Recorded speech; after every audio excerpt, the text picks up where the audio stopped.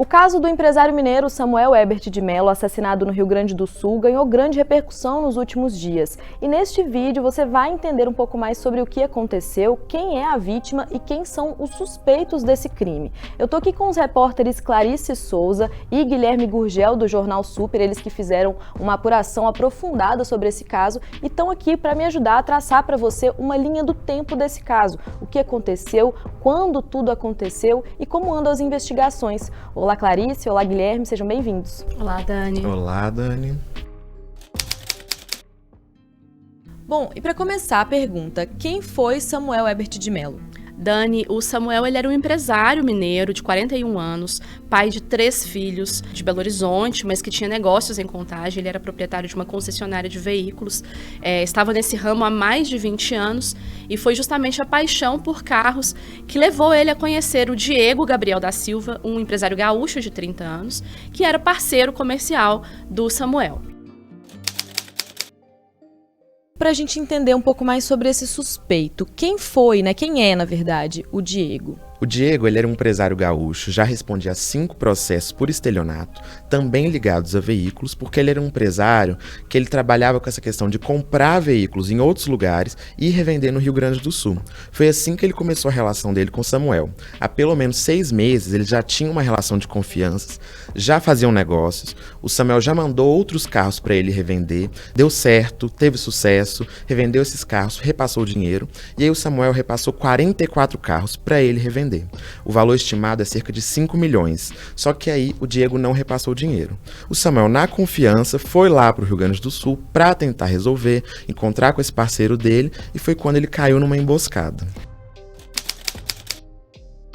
E a gente consegue, então, traçar para o nosso espectador uma linha do tempo, Como que ele sai de Belo Horizonte, como que ele chega ao Rio Grande do Sul até chegar na fatalidade, no encontrar do corpo dele. Dani, o que a polícia sabe até agora, a polícia acredita que o Diego, ele é o mentor desse crime, juntamente com um comparsa que não teve identidade revelada. E o que se sabe até agora é que o Samuel ele desceu para o Rio Grande do Sul e chegou no dia 2 de junho até a cidade de Novo Hamburgo, onde ele se encontrou com o Diego e com esse comparsa. Eles almoçaram naquele mesmo dia na cidade de Dois Irmãos, na região metropolitana de Porto Alegre, e a polícia ainda não sabe determinar em que momento o suspeito teria decidido assassinar o Samuel. Mas se sabe que depois desse almoço, o Samuel não localizou os carros e então eles partiram para a cidade de Santo Antônio, que é uma cidade que fica a cerca de 80 quilômetros de Porto Alegre, de carro.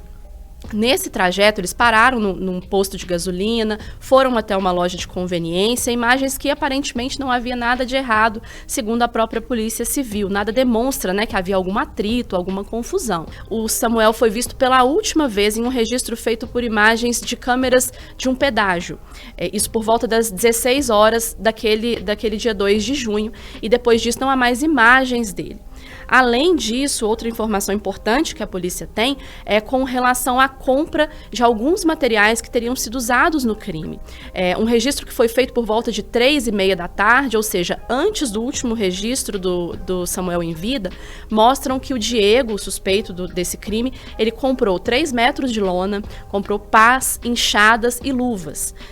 Inclusive, esses 3 metros de lona, depois a polícia confirma que o corpo do Samuel ele foi encontrado com 3 metros de lona, ele foi enrolado em 3 metros de lona, o que amplia as probabilidades de que realmente ele tenha sido autor desse crime. A polícia, no entanto, ela só vai saber do desaparecimento no dia seguinte, no dia 3 de junho, que é quando a família aciona a polícia lá no Rio Grande do Sul para relatar o desaparecimento. Como que foi esse contato com a família, A gente tem uma mensagem dele que também indica ali essa possibilidade de autoria por parte do Diego, que é uma mensagem que ele envia para a namorada, não é isso? Qual que é o teor dessa mensagem? Exatamente. No mesmo dia 2 de junho, depois desse almoço de negócios que eles tiveram, o Samuel aciona a namorada dele por uma mensagem de WhatsApp e demonstra uma preocupação. Ele fala, você acredita que os carros não estão aqui? Eu sabia que tinha alguma coisa errada, Ele demonstra que tinha um pressentimento de que alguma coisa não estava certa nessa história. Acredita que os carros não estão aqui? Acabei de chegar aqui, tem só alguns carros aqui só. Ai, meu Deus do céu, sabia que tinha alguma coisa. e fala com ela que ele vai até a cidade vizinha, onde havia uma outra concessionária do Diego, para ver se localizava esses carros. Então ele demonstra uma preocupação para ela, começa a apresentar tensão no tom da voz mesmo, e indica para ela que tinha alguma coisa que não estava muito certa nessa história. E como vocês trouxeram no início, assim, a gente tem lacunas ainda, né, nessa investigação. A gente tem fortes indícios que apontam a autoria do crime, mas ainda faltam preencher algumas coisas. Quais que são essas perguntas ainda não respondidas da investigação? Bom, uma das principais perguntas que falta responder é em relação aos carros. O Samuel mandou 44 carros para o Diego revender.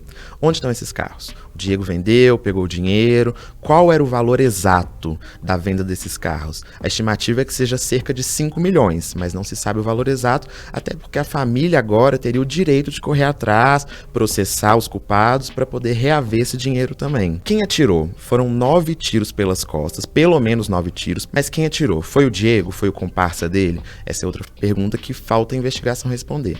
E o inquérito não tem prazo ainda para ser concluído. A Polícia Civil já pediu para estender esse prazo e ainda não se sabe quando as investigações vão preencher essas lacunas.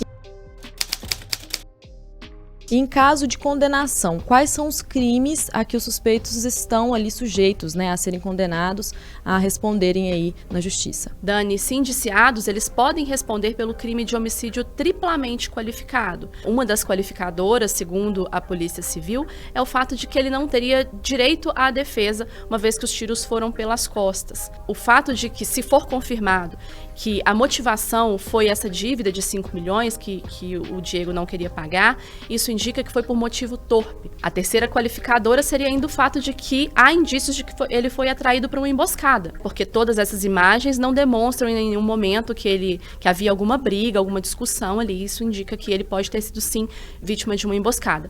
Podem responder ainda por ocultação de cadáver, que aumenta aí o tempo de prisão que eles podem pegar. Bom, isso é tudo que se sabe até agora, segundo as investigações da polícia, segundo as apurações dos meus colegas Clarice e Guilherme Gurgel. Agradeço aos dois aqui por trazerem esse esclarecimento para você, nosso espectador do canal Tempo, que também acompanha todas as atualizações desse caso, né, da Polícia Civil do Rio Grande do Sul. Nós vamos trazer no nosso portal e também aqui no canal Tempo. Então você pode acompanhar tudo nas nossas plataformas, nas nossas redes sociais, na FM O Tempo. Até a próxima.